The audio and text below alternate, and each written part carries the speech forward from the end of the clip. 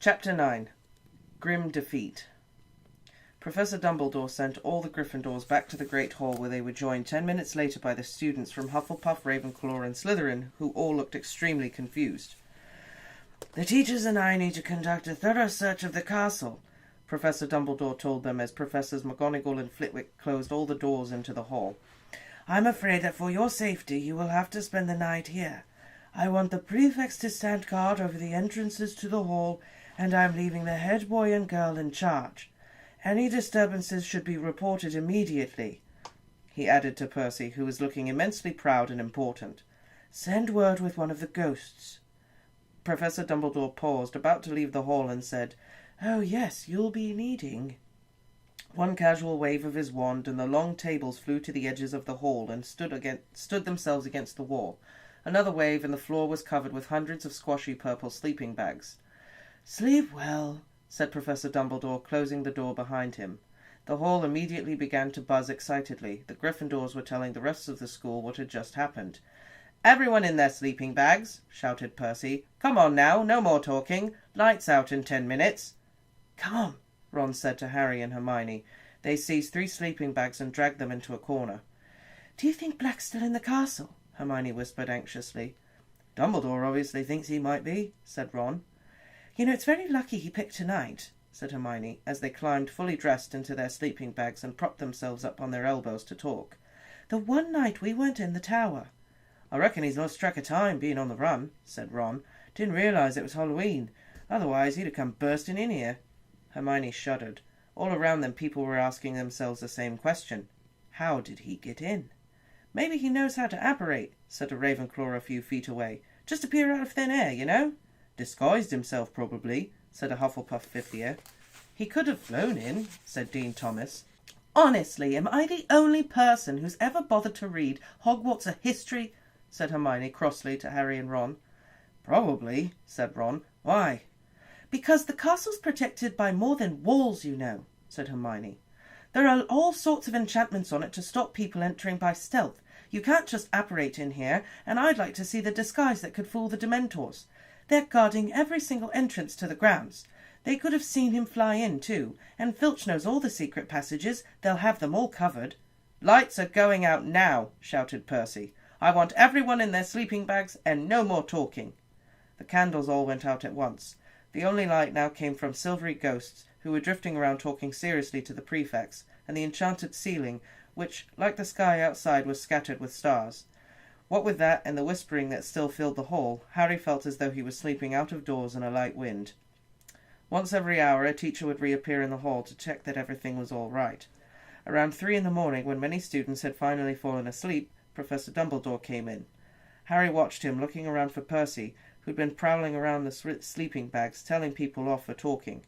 Percy was only a short way away from Harry, Ron and Hermione, who quickly pretended to be asleep as Dumbledore's footsteps drew nearer. "Any sign of him, Professor?" said Percy in a whisper. "No. All well here?" "Everything under control, sir." "Good. There's no point in moving them all now. I've found a temporary guardian for the portrait hole at Gryffindor Tower. You'll be able to move them back in tomorrow." "And the fat lady, sir?" "Hiding in a map of Argyllshire on the 2nd floor. Apparently she refused to let Black in without the password, so he attacked. She's still very distressed, but once she's calmed down, we'll have Mr. Filch restore her." Harry heard the door to the hall creak open again, and more footsteps. "Headmaster." It was Snape. Harry kept quite still, listening hard. "The whole 3rd floor has been thoroughly searched. He's not there. And Filch has done the dungeons. Nothing there either." "What about the astronomy tower, Professor Trelawney's room, the owlery?" "All searched." "Very well, Severus. I really didn't expect Black to linger." "Have you any theory as to how he got in, Professor?" said Snape. Harry raised his head very slightly off his arms to free his other ear. "Many, Severus. Each of them as unlikely as the next." Harry opened his eyes a fraction and squinted up to where they stood. Dumbledore's back was to him, but he could see Percy's face, rapt with attention, and Snape's profile, which looked angry. "You remember the conversation we had, Headmaster, just before, the start of term?" said Snape, who was barely opening his lips, as though trying to block Percy out of the conversation. "I do, Severus," said Dumbledore, and there was something like a warning in his voice. "It seems almost impossible that Black could have entered the school without inside help. I did express my concerns when you appointed. I do not believe a single person inside this castle would have helped Black enter it," said Dumbledore, and his tone made it so clear that the subject was closed that Snape did not reply. "I must go down to the Dementors," said Dumbledore. "I said I would inform them when our search was complete." "Didn't they want to help, sir?" said Percy. "Oh, yes," said Dumbledore coldly, "but I'm afraid no Dementor will cross the threshold of this castle while I am headmaster." Percy looked slightly abashed. Dumbledore left the hall, walking quickly and quietly. Snape stood for a moment, watching the headmaster with an expression of deep resentment on his face. Then he too left. Harry glanced sideways at Ron and Hermione. Both of them had their eyes open, too, reflecting the starry night sky. "What was all that about?" Ron mouthed. The school talked of nothing but Sirius Black for the next few days. The theories about how he entered the castle became wilder and wilder. Hannah Abbott from Hufflepuff spent much of their next herbology class telling anyone who'd listen that Black could turn into a flowering shrub. The fat lady's ripped canvas had been taken off the wall and replaced with the portrait of Sir Cadogan and his fat grey pony. Nobody was very happy about this. Sir Cadogan spent half his time challenging people to duels, and the rest thinking up ridiculously complicated passwords which he changed at least twice a day. "He's barking mad," said Seamus Finnegan angrily to Percy. "Can't we get anyone else?" "None of the other pictures wanted the job," said Percy. "Frightened of what happened to the fat lady, Sir Cadogan was the only one brave enough to volunteer." Sir Cadogan, however, was the least of Harry's worries. He was now being closely watched. Teachers found excuses to walk along corridors with him, and Percy Weasley, acting, Harry suspected, on his mother's orders, was tailing him everywhere like an extremely pompous guard dog. To cap it all, Professor McGonagall summoned Harry into her office. With a sombre expression on her face, Harry thought someone must have died. "There's no point in hiding it from you any more, Potter," she said in a very serious tone. "I know this will come as a shock to you, but Sirius Black—" "I know he's after me," said Harry wearily. "I heard Ron's dad telling his mum. Mr. Weasley works for the Ministry of Magic." Professor McGonagall seemed very taken aback. She stared at Harry for a moment or two and then said, "I see.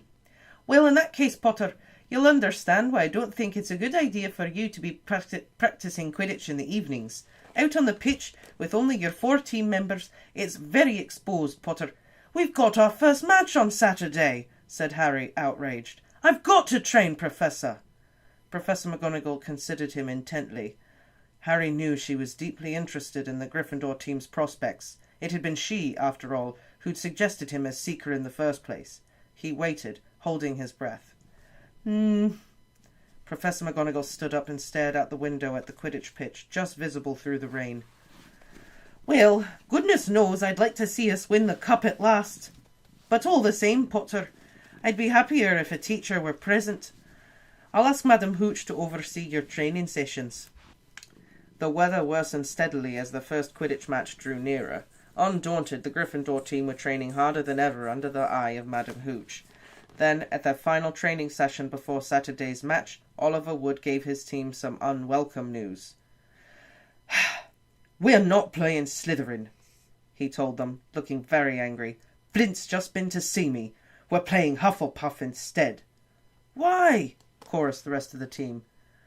"Flint's excuse is that their Seeker's arm's still injured," said Wood, grinding his teeth furiously. "But it's obvious why they're doing it. Don't want to play in this weather. Think it'll damage their chances." There had been strong winds and heavy rain all day, and as Wood spoke they heard a distant rumble of thunder. "There's nothing wrong with Malfoy's arm," said Harry furiously. "He's faking it." "I know that, but we can't prove it," said Wood bitterly. "And we've been practicing all those moves, assuming we're playing Slytherin, and instead it's Hufflepuff, and their style's quite different. They've got a new captain, and Seeker, Cedric Diggory." Angelina, Alicia, and Katie suddenly giggled. "What?" said Wood, frowning at his at this light-hearted behaviour. "He's that tall, good-looking one, isn't he?" said Angelina. "Strong and silent," said Katy, and they started to giggle again. "He's only silent because he's too thick to string two words together," said Fred impatiently. "I don't know why you're worried, Oliver. Hufflepuff are a pushover. Last time we played them, Harry caught the snitch in about 5 minutes. Remember?" "We were playing in completely different conditions," Wood shouted, his eyes bulging slightly. "Diggory's put a very strong side together. He's an excellent seeker. I was afraid you'd take it like this. We mustn't relax. We must keep our focus. Slytherin are trying to wrong-foot us. We must win." "Oliver, calm down," said Fred, looking slightly alarmed. "We're taking Hufflepuff very seriously." Seriously. The day before the match, the winds reached the howling point, and the rain fell harder than ever. It was so dark inside the corridors and classrooms, the extra torches and lanterns were lit. The Slytherin team were looking very smug indeed, and none more so than Malfoy. If only my arm was feeling a bit better," he sighed as a gale pounded outside the windows. Harry had no room in his head to worry about anything except the match the next day. Oliver Wood kept hurrying up to him between classes and giving him tips. The third time this happened, Wood talked for so long that Harry suddenly realised he was 10 minutes late for Defence Against the Dark Arts and set off at a run, with Wood shouting after him, "Diggory's got a very fast swerve, Harry, so you might want to try looping him." Harry skidded to a halt outside Defence Against the Dark Arts, pulled the door open and dashed inside. "Sorry I'm late, Professor Lupin, But it wasn't Professor Lupin who looked up at him from the teacher's desk. It was Snape. "This lesson began 10 minutes ago, Potter, so I think we'll take 10 points from Gryffindor. Sit down." But Harry didn't move. "Where's Professor Lupin?" "He says he is feeling too ill to teach today," said Snape with a twisted smile. "I believe I told you to sit down." But Harry stayed where he was. "What's wrong with him?" Snape's black eyes glittered. "Nothing life-threatening," he said, looking as though he wished it were. 5 more points from Gryffindor, and if I have to ask you to sit down again, it will be 50. Harry walked slowly to his seat and sat down. Snape looked around the class. "As I was saying before Potter interrupted, Professor Lupin has not left any record of the topics you've covered so far." "Please, sir, we've done Boggarts, Redcaps, Kappas and Grindylows," said Hermione quickly, "and we're just about to start—" "Be quiet," said Snape coldly. "I did not ask for information. I was merely commenting on Professor Lupin's lack of organisation." "He's the best Defence Against the Dark Arts teacher we've ever had," said Dean Thomas boldly, and there was a murmur of agreement from the rest of the class. Snape looked more menacing than ever. "You are easily satisfied. Lupin is hardly overtaxing you. I would expect first years to be able to deal with Redcaps and Grindylows. Today we shall discuss—" Harry watched him flick through the textbook to the very back chapter, which he must know they hadn't covered. "Werewolves," said Snape. "But, sir," said Hermione, seemingly unable to restrain herself, "we're not supposed to do werewolves yet. We're due to start Hinky Punks." "Miss Granger," said Snape in a voice of deadly calm, "I was under the impression that I was taking this lesson, not you, and I am telling you all to turn to page 394. He stood around again. "All of you, now." With many bitter sidelong glances and some sullen muttering, the class opened up their books. "Which one of you can tell me how we distinguish between the werewolf and the true wolf?" said Snape. Everyone sat in motionless silence, everyone except Hermione, whose hand, as it so often did, had shot straight up into the air. "Anyone?" Snape said, ignoring Hermione. His twisted smile was back. "Are you telling me that Professor Lupin hasn't even taught you the basic distinction between—" "We told you," said Parvati suddenly. "We haven't got as far as werewolves yet. We're still on—" "Silence!" snarled Snape. Well. I never thought I'd meet a third-year class who couldn't even recognise a werewolf when they saw one. I shall make a point of informing Professor Dumbledore how very behind you all are." "Please, sir," said Hermione, whose hand was still in the air, "the werewolf differs from the true wolf in several small ways. The snout of the werewolf—" "That is the second time you've spoken out of turn, Miss Granger," said Snape coolly. 5 more points from Gryffindor for being an insufferable know-it-all. Hermione went very red, put out her hand, and stared at the floor with her eyes full of tears. It was a mark of how much the class loathed Snape that they were all glaring at him, because every single one of them had called Hermione a know-it-all at least once, and Ron, who told Hermione she was a know-it-all at least twice a week, said loudly, "You asked a question and she knows the answer. Why ask if you don't want to be told?" The class knew instantly he'd gone too far. Snape advanced on Ron slowly, and the room held its breath.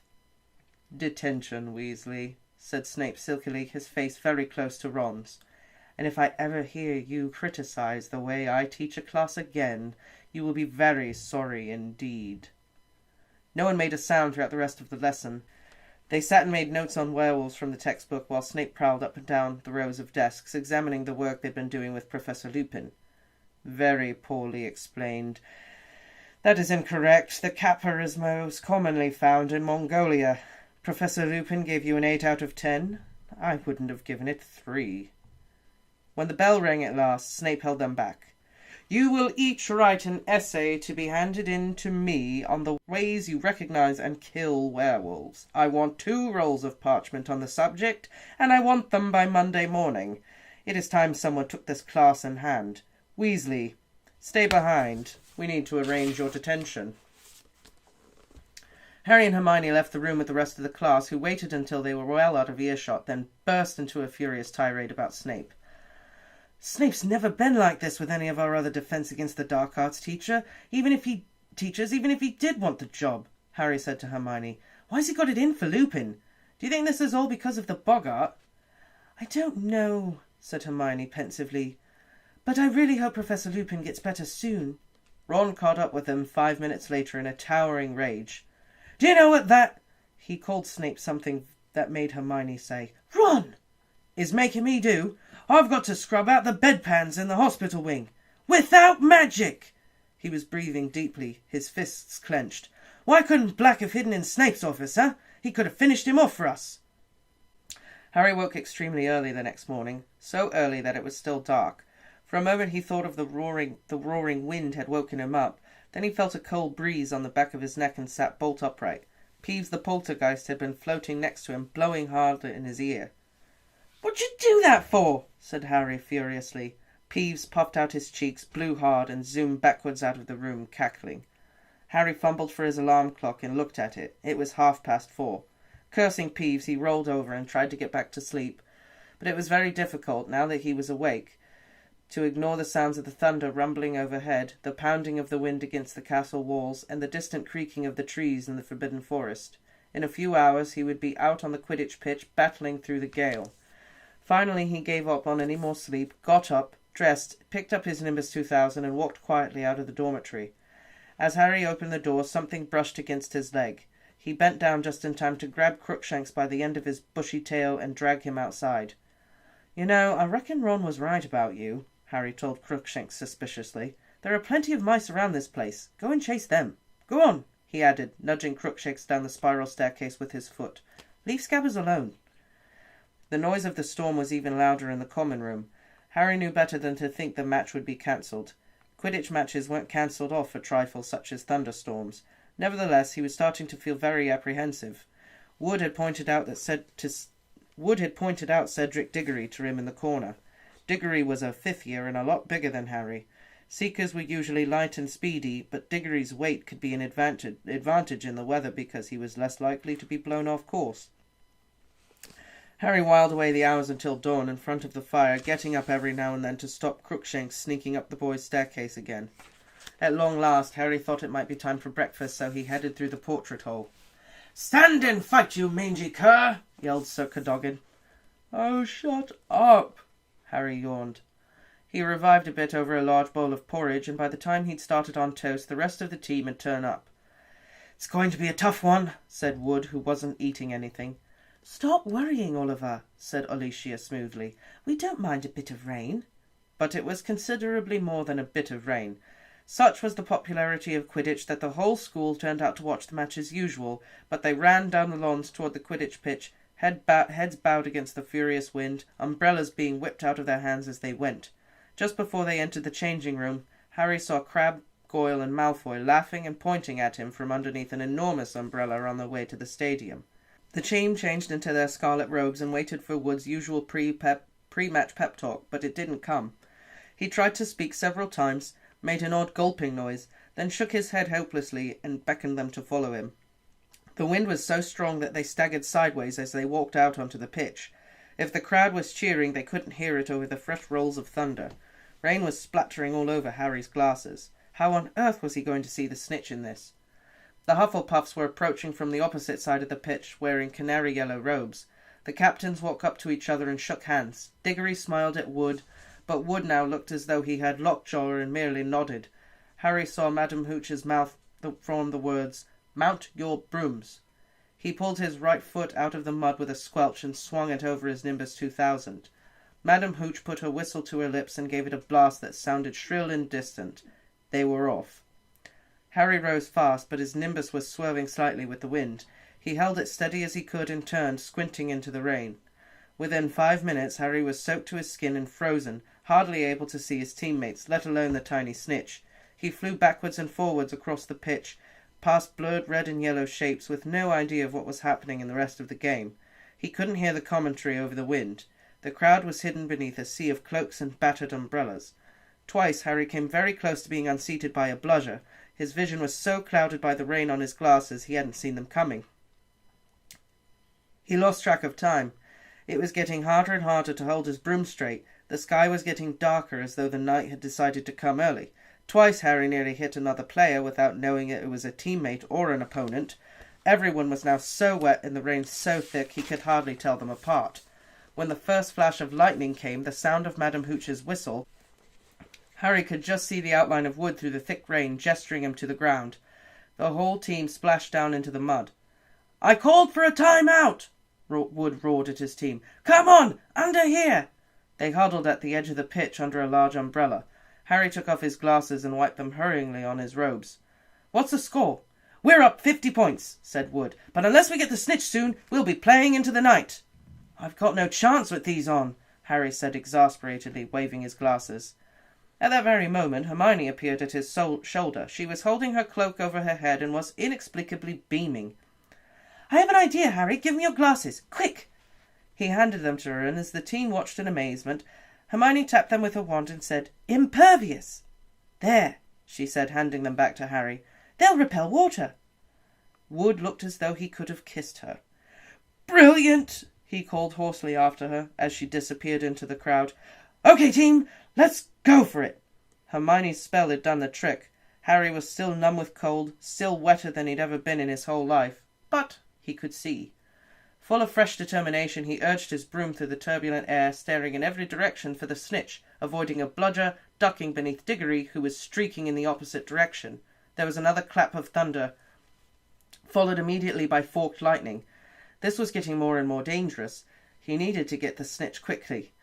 He turned, intending to go back toward the middle of the pitch, but at that moment another flash of lightning illuminated the stands, and Harry saw something that distracted him completely. The silhouette of an enormous shaggy black dog, clearly imprinted against the sky, motionless in the topmost empty row of seats. Harry's numb hands slipped on the broom handle and his Nimbus dropped a few feet. Shaking his sodden fringe out of his eyes, he squinted back into the stands. The dog had gone. "Harry! Harry!" came Wood's anguished yell from behind the Gryffindor goalpost. "Harry, behind you!" Harry looked wildly around. Cedric Diggory was pelting up the pitch, and a tiny gold speck was shimmering in the rain-filled air between the two of them. With a jolt of panic, Harry threw himself flat to the broom handle and zoomed toward the snitch. "Come on!" he growled at his Nimbus. "Faster!" as the rain whipped his face. "Faster!" But something odd was happening. An eerie silence was falling across the stadium. The wind, though strong as ever, was forgetting to roar. It was as though someone had turned off the sound, as though Harry had suddenly gone deaf. What was going on? And then a horribly familiar wave of cold swept over him, inside him, just as he became aware of something moving on the pitch below. Before he had time to think, Harry had taken his eyes off the snitch and looked down. At least 100 Dementors, their hidden faces pointing up at him, were standing below. It was as though freezing water were rising in his chest, cutting at his sides. And then he heard it again. Someone was screaming. Screaming inside his head. A woman. "Not Harry, no! Not Harry, please, not Harry!" "Stand aside, you silly girl. Stand aside now." "Not Harry, please, no. Take me, kill me instead." Numbing, swirling white mist was filling Harry's brain. What was he doing? Why was he flying? He needed to help her. She was going to die. She was going to be murdered. He was falling through the icy mist. "Not Harry, please. Have mercy. Have mercy." A shrill voice was laughing. The woman was screaming. And Harry knew no more. Lucky the ground was so soft.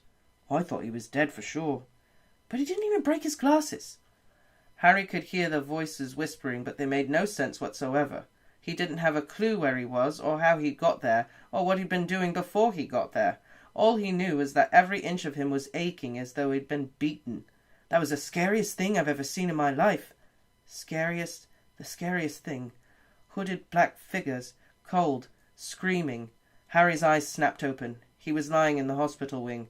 The Gryffindor Quidditch team, spattered with mud from head to foot, were gathered round his bed. Ron and Hermione were also there, looking as though they'd just climbed out of a swimming pool. "Harry!" said Fred, who looked extremely white beneath the mud. "How are you feeling?" It was as though Harry's memory was on fast forward. The lightning, the Grim, the Snitch, and the Dementors. "What happened?" he asked, sitting up so suddenly they all gasped. "You fell off," said Fred. "Must have been 50 feet. "We thought you died," said Alicia, who was shaking. Hermione made a small squeaky noise. Her eyes were extremely bloodshot. "But the match," said Harry. "What happened? Are we having a replay?" No one said anything. The horrible truth sank into Harry like a stone. "We didn't lose." "Diggory got the snitch," said George, "just after you fell.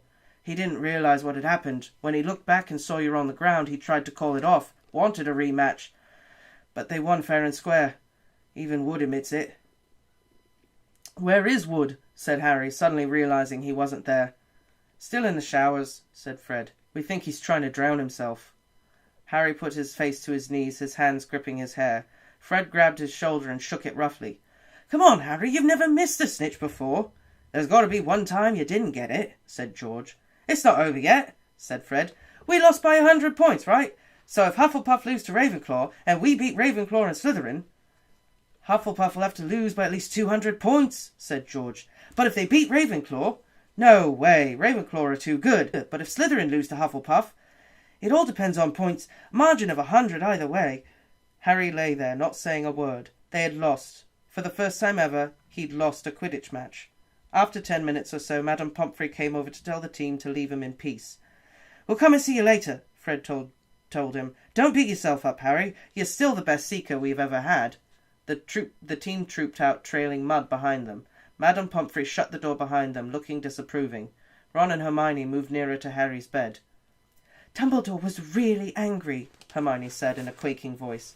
"I've never seen him like that. He ran onto the pitch as you fell, waved his wand, and you sort of slowed down before you hit the ground.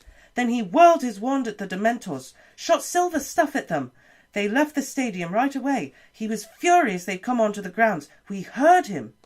"Then he magicked you onto a stretcher," said Ron, "and walked you up to the school with you floating on it. Everyone thought you were..."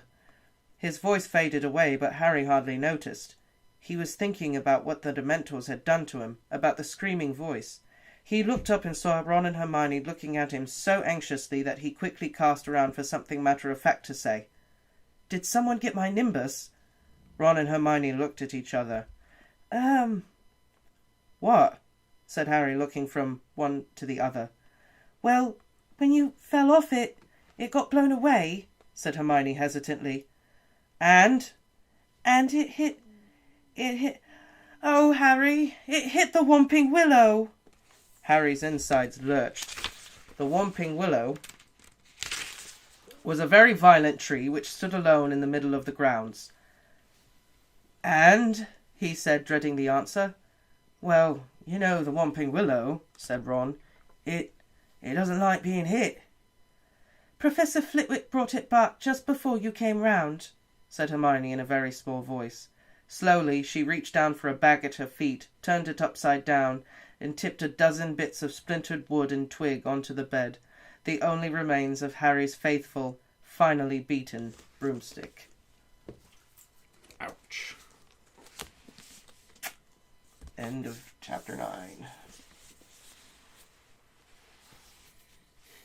Trying to figure out what's worse for Harry, Dobby or the Dementors. I mean, the Dementors... Well, I was going to say they almost killed him, but so did Dobby with the bloodshed. I was going to say. At this point, I think Dobby did more damage, at least physical damage. Yeah, but the Dementors is all emotional and mental and... That's why I said Dobby did more physical damage. Yeah, for sure. Where's the ref on that, you know? Call it out. Dementors, offside, redo first down. She was, Madam Hooch, I think, is the ref, so the Dementors showed up and she was probably, like, freaking out too. Like, everybody was probably freaking out. Like, hi, it's cold and I'm sad and, you know. I just... Also, Lupin's a werewolf. I can't believe I didn't put that together. What? Lupin, Lupine. All of a sudden, Snake's jumping ahead, talking about werewolves. Snape knows.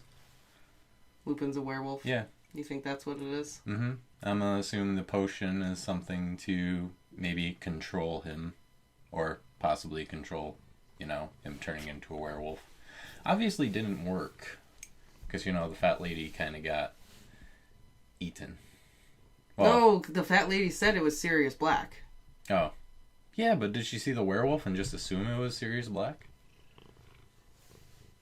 I mean, maybe Lupin is Sirius Black and Sirius Black is a werewolf.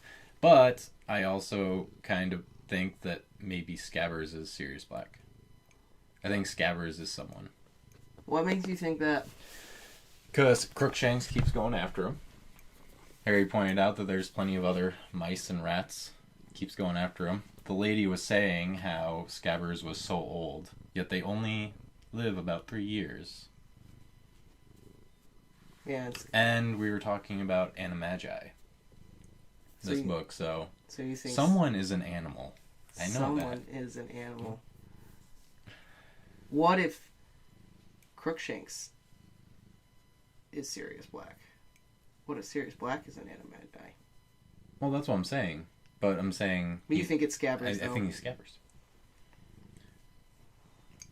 Yeah, maybe Sirius Black isn't an Animagi. No, I think he is an Animagi. You also think Scabbers is one, too. I think Sirius Black is Scabbers. Oh, yeah, that's right. You just said that. Okay, so you... Okay. Are you listening? I am. You're just coming at me with werewolf and Animagi and everything. Like, it's a lot. Okay. So you think Lupin's a werewolf and Snape... I almost know for certain that he's a werewolf. Everything about that just says, I am a werewolf. I can neither confirm nor deny this. Other than say, it's a pretty... solid-ass theory. Mm-hmm. Lupin. If he is a werewolf, Snape is kind of being a major douchebag. How so? Let's say Lupin is a werewolf. Mm-hmm. Let's say that's right. Snape is pretty much telling the class, this is how you spot a werewolf. BTW, guys. Just so you know. Like, well, when he turns into a werewolf, I'm going to assume, like any other folklore says, he can't control himself. He's a vicious animal at that point. Yeah. So Snape's like, look, Not saying there's a werewolf in the building, but if there was...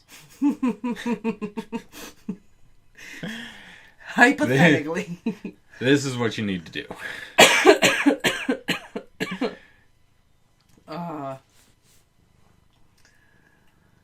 I can't tell you if Lupin is a werewolf other than it's a damn good theory.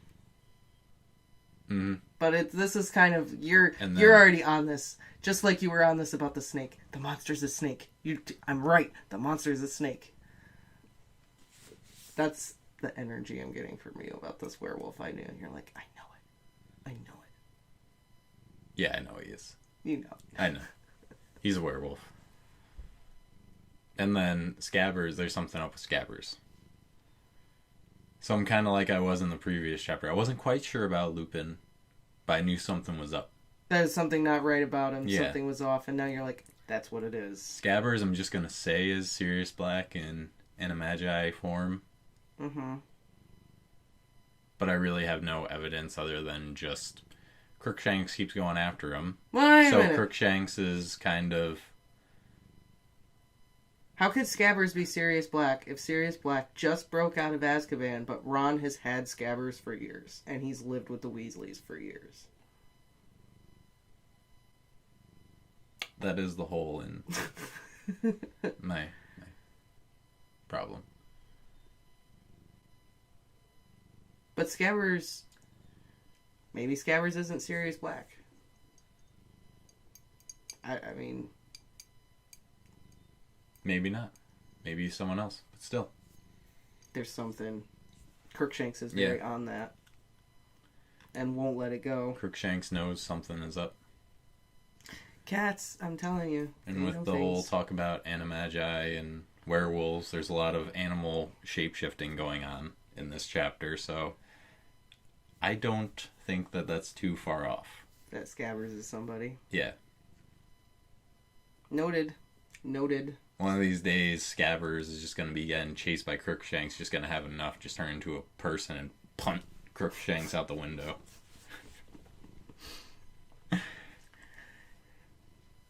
Interesting. Werewolves and Scabbers as a person. And maybe Sirius Black is also an animal. Theories, Possibly. Theories. Yeah, I know you're not... Yeah. Not too sure about that one. It just... I still don't see how him turning into either of those would have helped him escape from Azkaban. Because I think it was... like an animal? Yeah. Oh. I think it was Katie Reed clarified in one of the comments that there are no Dementor, or there's no Warden or anything. It basically is just a pit full of Dementors that you get thrown in. Yes, that's exactly it. She did. She was like, I'm pretty sure there isn't one. And I said... Wait, was that Katie Reed or no, was it someone else?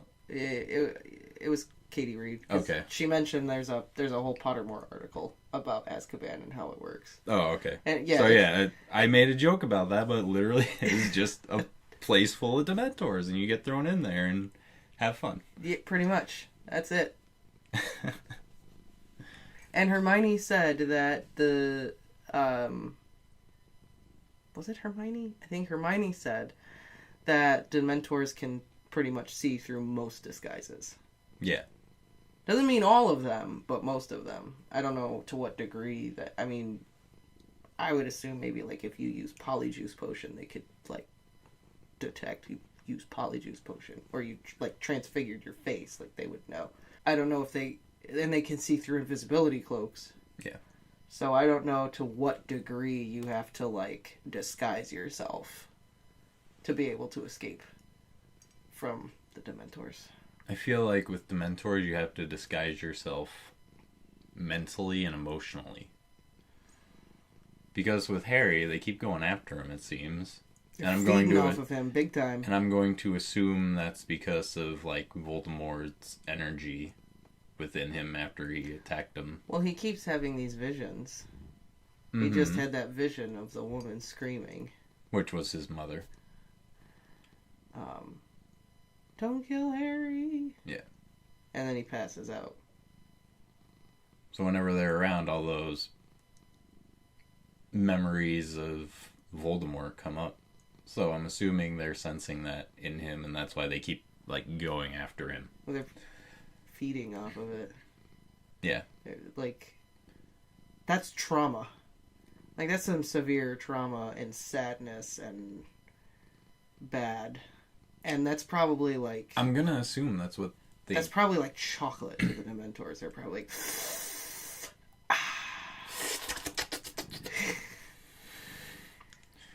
That hairy energy tastes so good.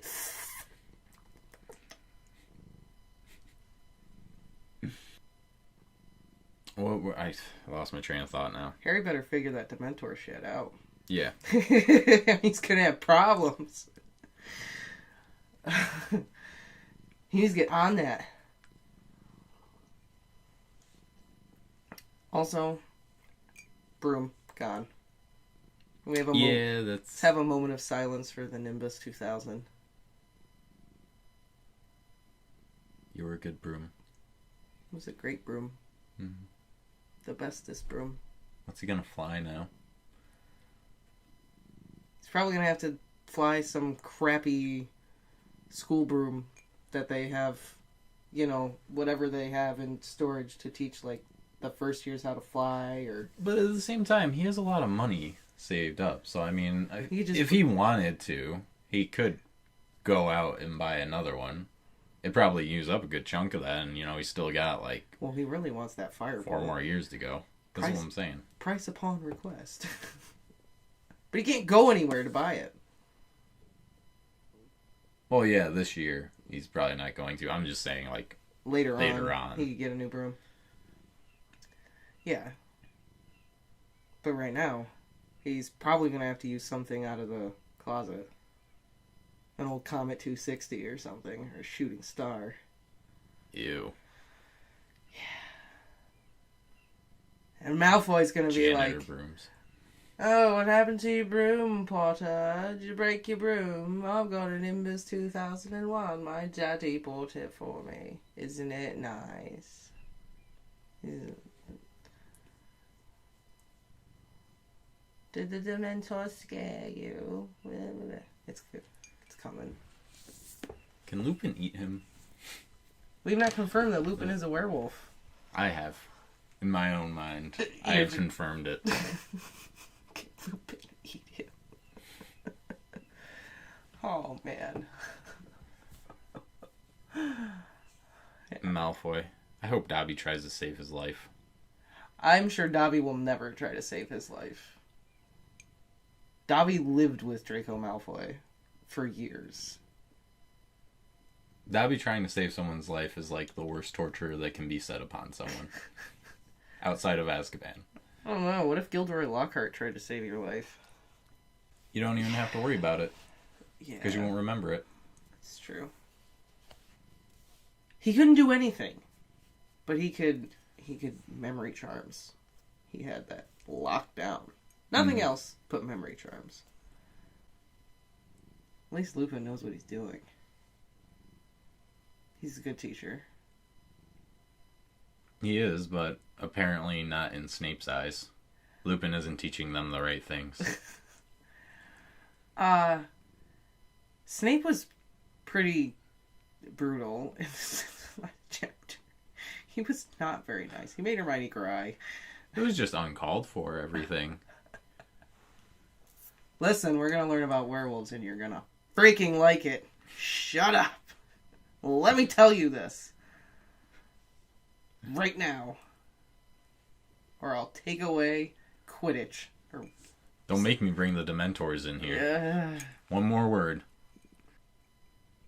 Snape also said something to Dumbledore about how do you think he got in here. Uh-huh. I don't remember what he said, but Dumbledore just shut him down. He was like, "Oh, do you think maybe... You know I had... Oh, about someone Dumbledore may have associated with yeah, in some context. Yeah, something like that, yeah. But I don't Lupin. remember. Hiring the teacher. Well, why would Snape be so worried about that? Because Snape wants the job. He does want the job. I love Snape, so I feel for him. He's worked very hard. He deserves it. He'd be good at it. Obviously not from what we saw today. He's just salty. It's not his fault. He's salty. He's mad. He had his chance and he blew it. Did he, though? Did he have his chance? Maybe Dumbledore was just like, don't even ask me. No. No. Don't even ask. I already found he had someone his else. chance to show that he's a good teacher during his substitution. Oh. And he failed. Well, I think he's salty. I think there are other motives there other than I'm going to prove myself today. I think he's salty.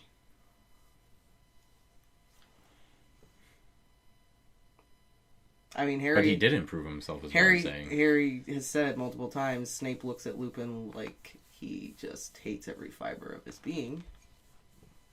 Mm-hmm. Snape looks at everyone like that. Snape's just an angry person. He's wonderful. You stop it.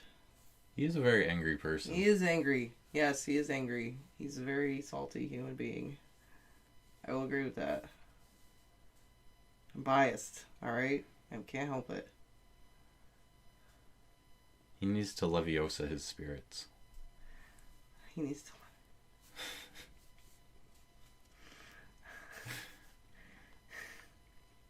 He's my favorite, okay? I can't help it. Sorry. And on that note, I think that's... Let's call it a day. Let's call it a day. Please... But if you want to continue the discussion, we have a Discord now, which the link will be in the description below if you like joining. And make sure that you tune in for Chapter 10, The Marauder's Map. Do it. Just do it. Do it!